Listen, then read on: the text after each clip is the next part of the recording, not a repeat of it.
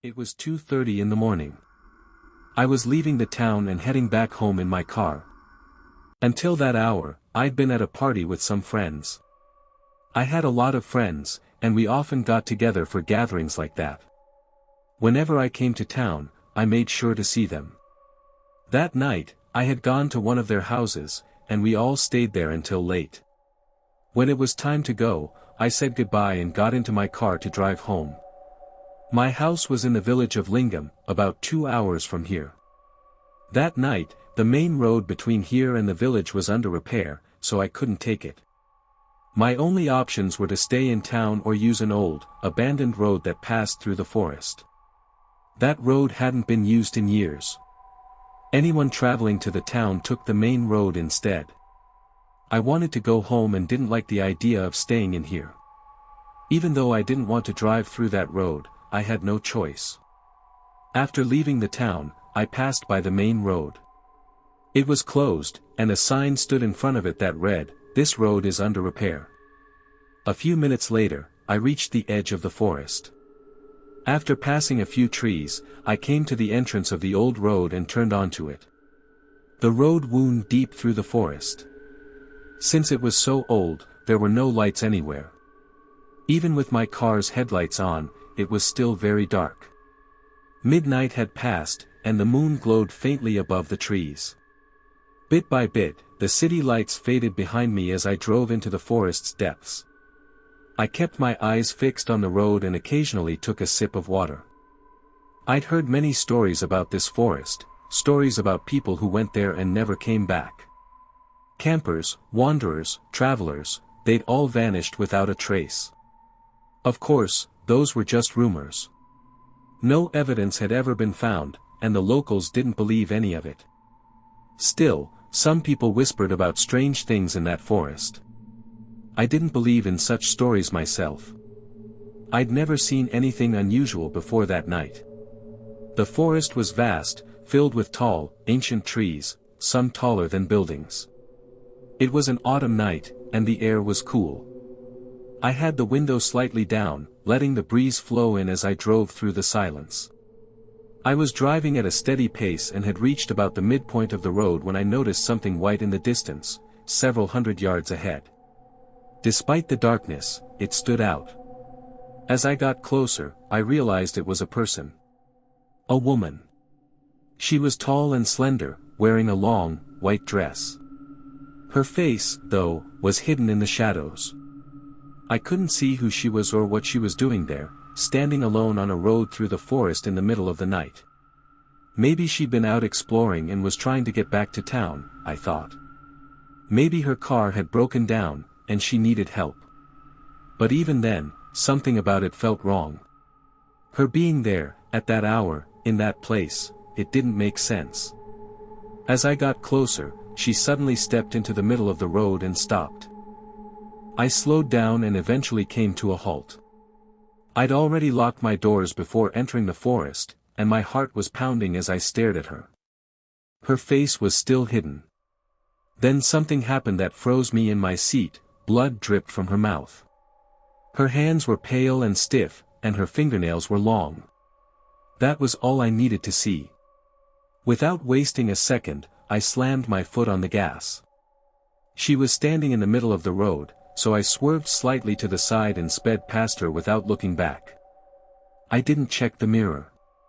I just kept driving. After a while, I finally glanced into the rearview mirror. She was gone. I was shaking, wishing I'd never taken that road, but there was no turning back now. I had to get home. A few miles later, I felt something was wrong with my car. It wasn't moving right. One of the rear tires must have gone flat. My first thought was that it had something to do with that woman, but she hadn't even touched the car. How could she have caused it? Not long after, I spotted a small cabin among the trees. Relieved, I slowed down and parked near it, hoping someone there could help me fix the tire. I stepped out and walked to the door, knocking several times.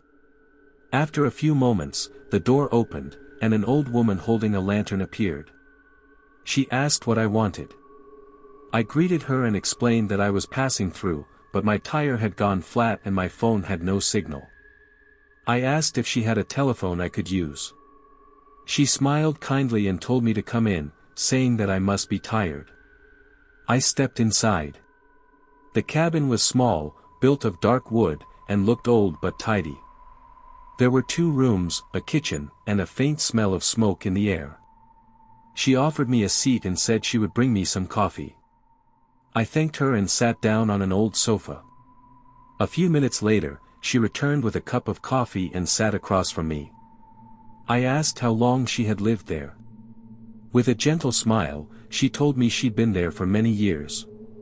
When I asked if she had any family, she said her children lived in the city.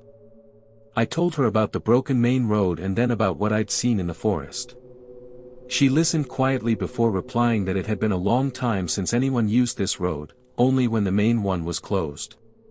She said I must have imagined things, because no one could be out there at that hour. We talked for a little while longer, and then I asked if I could use her phone. She smiled again and told me to rest a bit first. She said she had been organizing some things upstairs and that she would bring the phone down after finishing. I nodded. She gathered a few things and went upstairs. As she did, I glanced around the room. In the kitchen, I noticed several knives of all kinds hanging neatly on the wall. When she didn't return after a few minutes, I stood up and looked around.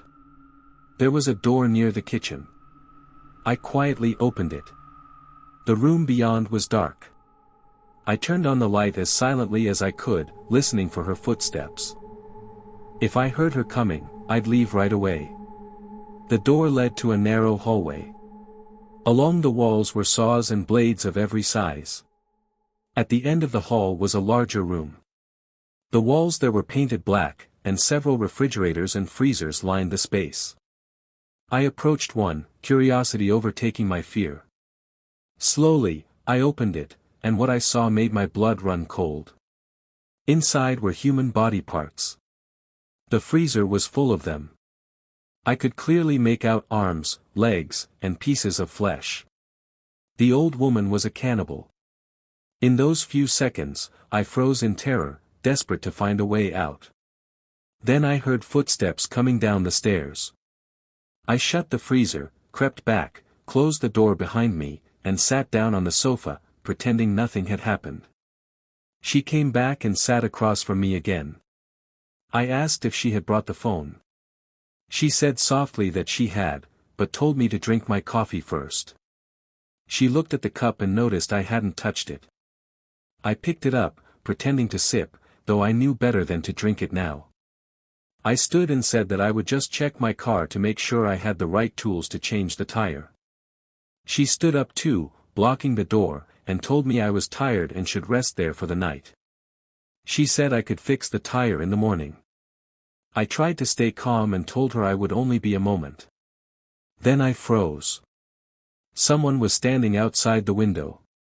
The same woman I had seen on the road. She was watching us. My body went cold. The old woman turned toward the window and said it was her daughter. The girl stepped to the door, and the old woman opened it for her. Both of them now held long knives in their hands. I ran. I bolted up the stairs, into the first room I saw, and locked the door behind me. They followed, pounding on it with their knives. The room was full of strange objects made from human bones. They were breaking through. I rushed to the window, opened it, and climbed out, hanging for a moment before jumping down. They heard me hit the ground and ran outside. I sprinted to my car, jumped in, and started the engine. They burst from the cabin as I sped off, the flat tire thumping against the road. I didn't care. I just drove. When I finally looked back, they were gone. An hour later, I reached the village and pulled into my driveway. My hands were shaking. My heart was still racing. Now I understand why people tell stories about that road. Because they were true. That mother and daughter were cannibals. They'd killed many before me. I should go to the police, but who would believe me? All I know is that I will never, ever drive down that forest road again.